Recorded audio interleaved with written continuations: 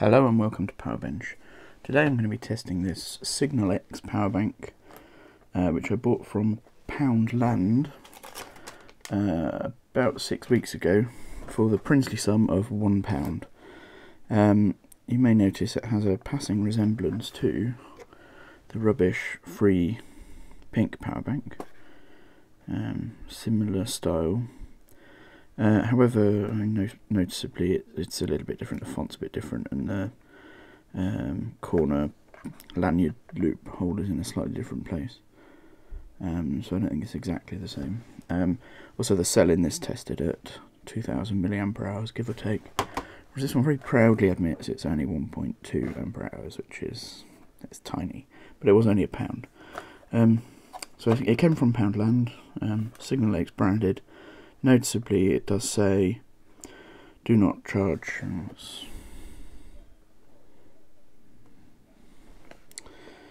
Do not charge the power bank whilst a mobile device is attached, so no pass-through charging. And there's nothing on here about charge current.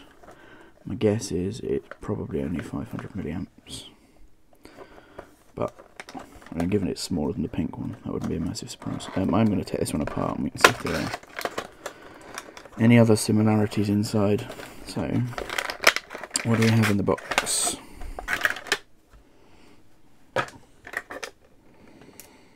The classic see-through tray, a tiny little cable, a little keyring loop, and a gas plier. Now, at first glance, I can tell this is a lot lighter than the free pink one. Let's put that to the test. So the pink power bank was, this has got everything back in it, 66 grams. This is 58 grams. So it's 10% lighter, something like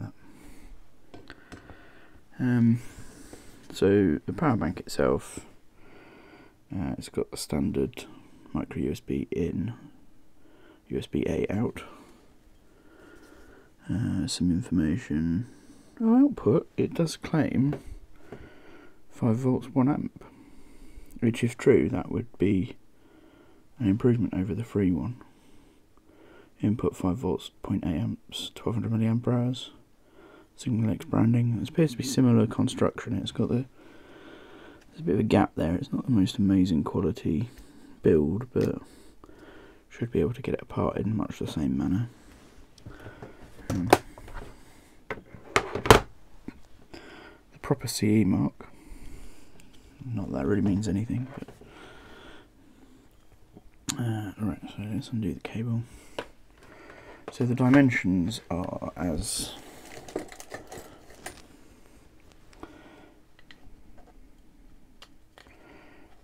with the pink one, it's 96 mil long, 22 by 25, let's say. It's not quite square. And the cable is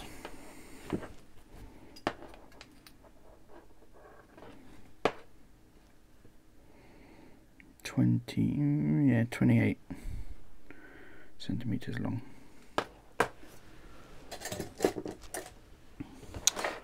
So let's find out if it has any charge in it.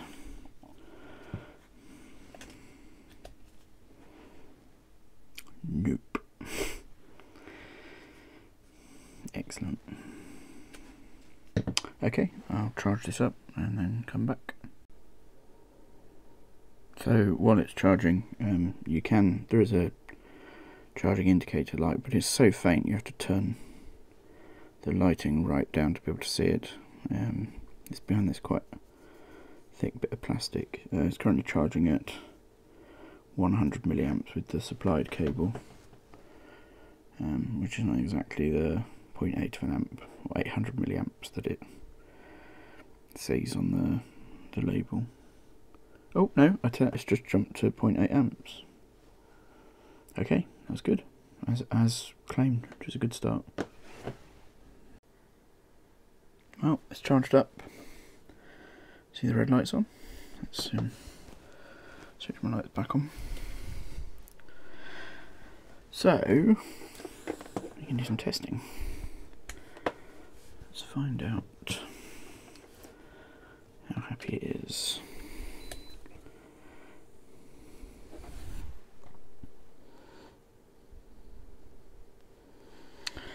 Right, 5 volts, that's a good start. Let's crank up the current. So it drops a little bit, but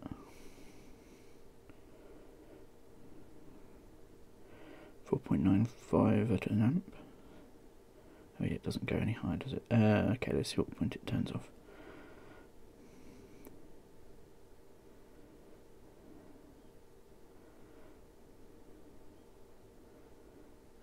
Significant voltage drop. There we go, 1.3 amps, which is fine. I mean, there's a faint blue light that actually shows up better when it's powered on. That's okay. Could be a lot worse.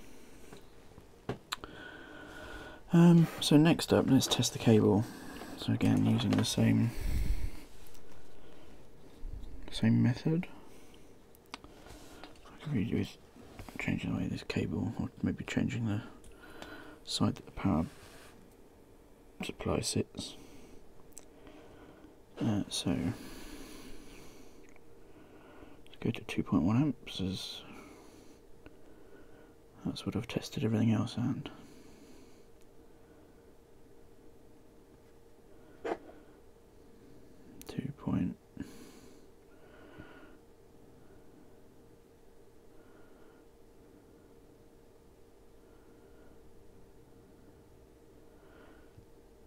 I wish these controls were a bit more precise. Right, 2.1 amps, 5 volts. So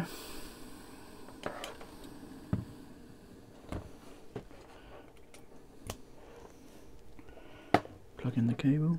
Feels okay. A little bit of strain relief, but not much. Actually, the cable seems, yeah, it's not brilliant.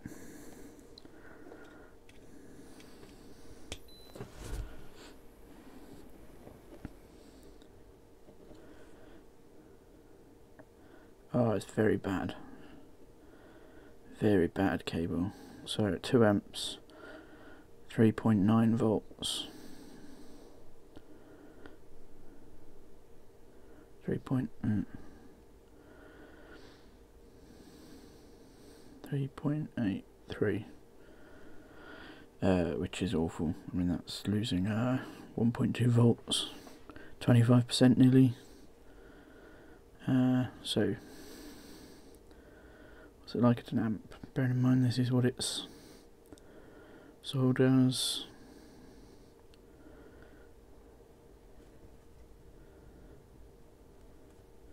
.5 volts, so 10% loss at 1 amp. So this cable is absolute garbage. Oh, that's warm. Right, so yes, cable nonsense. Not even slightly worth bothering with. The if you buy one of these, throw the cable away. I mean, this is small enough capacity as it is, let alone when you've lost a bunch of the power through the cable. Right, we'll recharge it and then we'll get on with the capacity test. So it's fully charged, you can see by the red light. So on with the capacity test. So we should use the normal meter. Actually, I'll just reset the counter on that before I plug it in.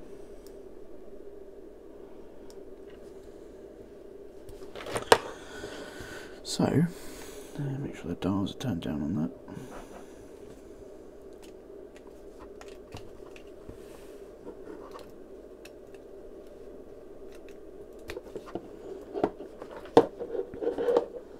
It's actually too light to support itself. That's right. 1 amp,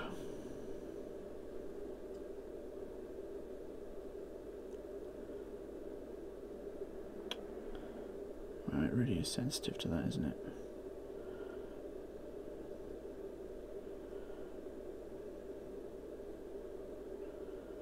These dials are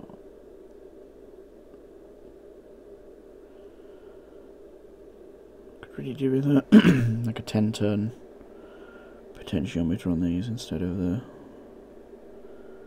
whatever they actually are. Right, 1 amp. So it's outputting 4.94 volts, which is okay. Multimeter readings look relatively stable, so let's leave it going and see what happens.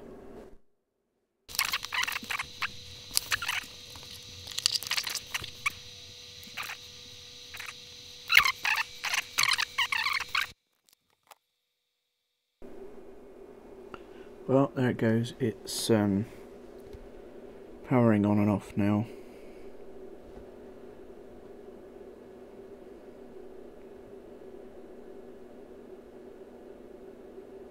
With what looks like increasing frequency. Yeah,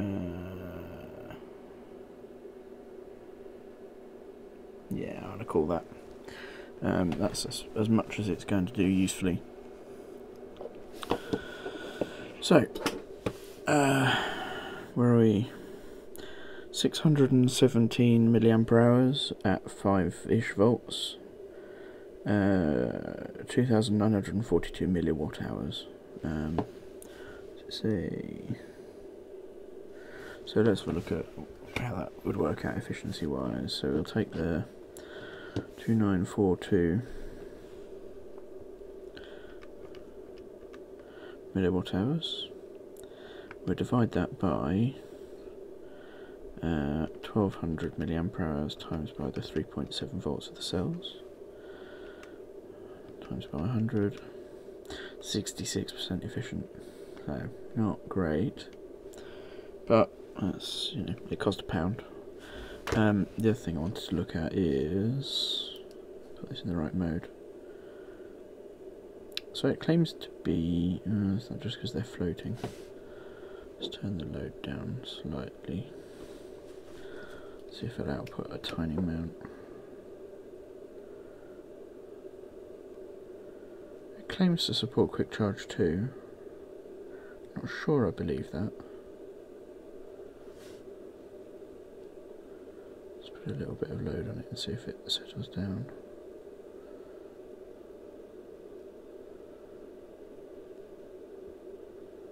Yeah, okay. So the light's still on, so it's probably still supplying power.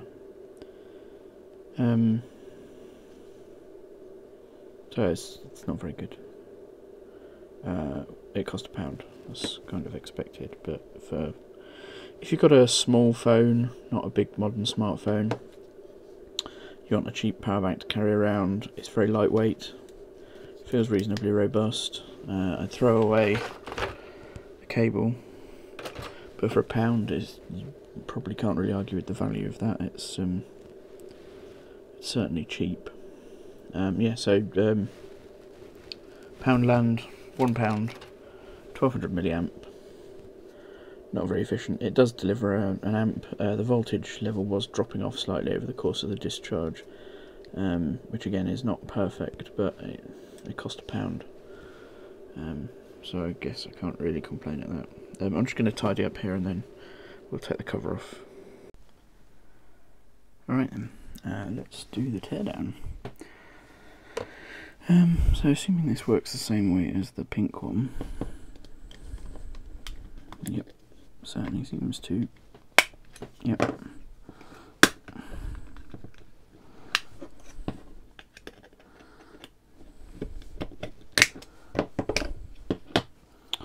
So similar style, not exactly the same. Where's the, I can't find the lid for the pink one now. So there's a bit of insulation on the battery. This all pops out much the same manner.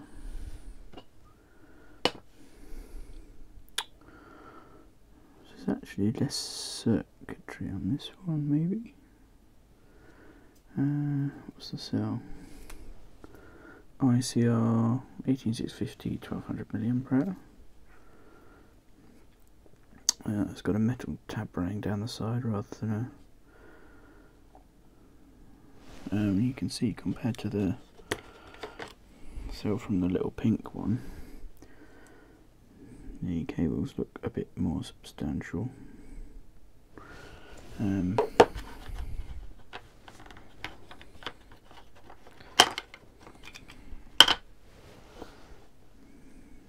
Comparing the circuit board, yeah, they're different.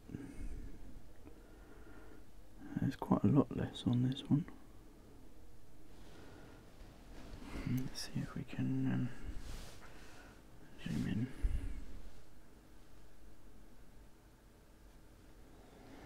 It's probably not a great picture, but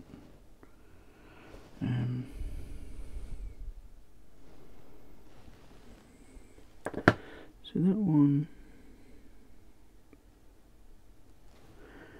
I can make out the chips. Let's see if I can.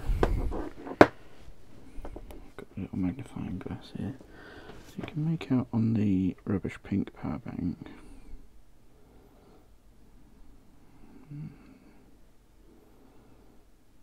Maybe not. So on the rubbish pink power bank, the chip on the left is a DW01, which is a standard.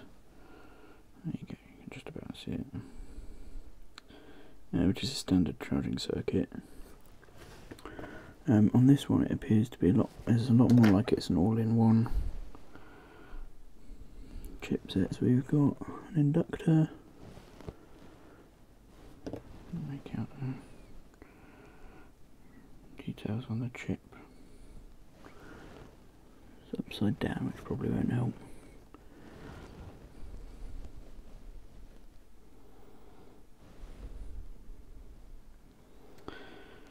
So MP 401A 1723A1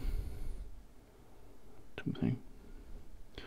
But it's lit 8-pin chip, and there's a lot of unpopulated parts of the board, a few passives. So it looks like all the intelligence is now in that all-in-one chip, which I guess makes sense given the amount they must be churning these out. So I think what I'm going to do, let's zoom back out. The one last thing that would be good to know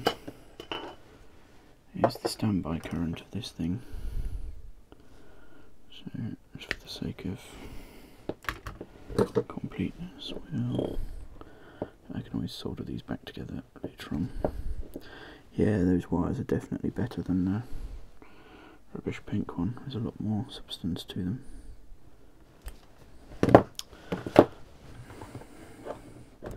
Oh, I'm just going to pause. I need to find the right cables. They were on the desk where I thought they were. Or where they should have been. Not where I thought they were. So I've got these crocodile clips hooked into the meter.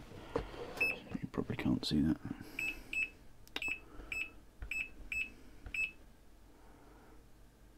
Right. Sorry about that. So one on there, one on there.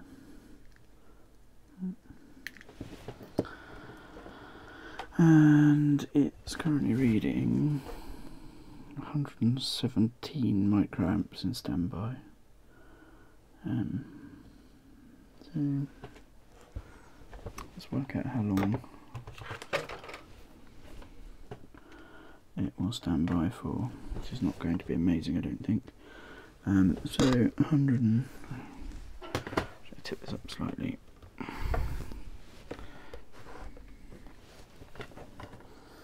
So 120 milliamp hours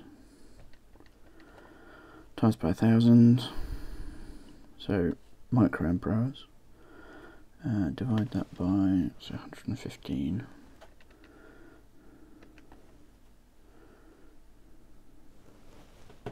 Yeah, microamps. So it will stand by for quite a long time, 10,000 hours. Usually, if you take days, 400 days. So over the course of a year, it will discharge almost entirely, probably. 116 at the moment. 114. It seems to be floating around the 115 microamps mark. So it's okay. Could be worse. It'll certainly, if you want a very small power bank, just to keep in a bag, or that you're going to recharge every few months, just to top off a phone for emergency use. It's actually not as terrible as it could be, but I would throw away that cable or get a decent quality cable. Yeah, I'm pleasantly surprised actually. It's better than I expected. Is there anything else really to say about this? It costs £1. That's really what I find amazing, and it's not quite as landfill awful as I thought it might be. So, on the whole, would I recommend it? No. If you've got a small phone that takes a USB charge, it's anything that's not a modern smartphone. Basically, it's probably okay for emergency use. But you can spend a little bit more money and get a much better power bank. So, on the whole, it could be worse, but I'm not sure I would even bother for £1. That's it for this video. Thank you for watching. If you like seeing these videos, then please feel free to subscribe to the channel. Obviously doing so helps my subscriber numbers look better, and that's greatly appreciated. I do fund all of these out of my own pocket. I don't accept any review samples, so I can make sure that all of these reviews remain completely unbiased. So I do have a Patreon account. If you can spare a couple of dollars a month, that helps me to buy more power banks for testing, really. If you can do so, that would be greatly appreciated. I'll do a write-up of this and all my other reviews on my website at powerbend.ch. If you don't like watching the videos, obviously you can see a summary of the outcome of each review without having to watch the video. Thank you for watching. I'll see you soon.